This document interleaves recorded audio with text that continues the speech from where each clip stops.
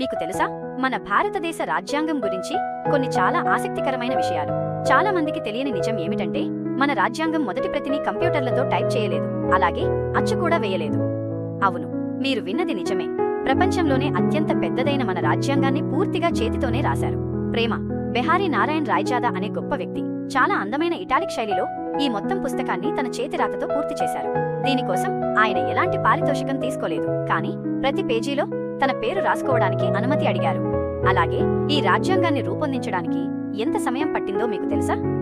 దాదాపు 3 సంవత్సరాల పాటు పగలు రాత్రి కష్టపడ్డారు. ఖచ్చితంగా చెప్పాలంటే 2 సంవత్సరాల 11 నెలల 18 రోజుల పాటు రాజ్యాంగ సభలో చర్చలు, సవరణలు జరిగాయి.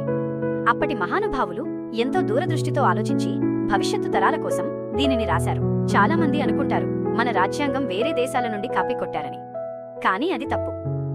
డాక్టర్ అంబేద్కర్ గారి నేతృత్వంలోని బృందం ప్రపంచంలోని సుమారు 60 దేశాల రాజ్యాంగాలను లోతుగా అధ్యయనం చేశారు. ఆ దేశాలలో ఏ నియమాలైతే మన భారతదేశ పరిస్థితులకు, మన ప్రజల ఆచారాలకు, ఆలోచనలకు సరిపోతాయో ఆ మంచి విషయాలను మాత్రమే తీసుకున్నారు. ఇది కాపీ కాదు, ఒక గొప్ప అధ్యయనం మరియు అనువాదం. ప్రస్తుతం ఈ చేతితో రాసిన అసలు ప్రతులు ఎక్కడ ఉన్నాయో తెలుసా? మన దేశ రాజధాని ఢిల్లీలోని పార్లమెంటు గ్రంథాలయంలో ఉన్నాయి. ఇవి పాడైపోకుండా ఉండటానికి హీలియం వాయువు నింపిన ఒక ప్రత్యేకమైన గాజు పెట్టెలో భద్రంగా ఉంచారు. మన రాజ్యాంగం మన ప్రజాస్వామ్యానికి ఒక పవిత్రమైన పుస్తకం లాంటిది. దీనిని గౌరవించడం ప్రతి భారతీయుడి బాధ్యత.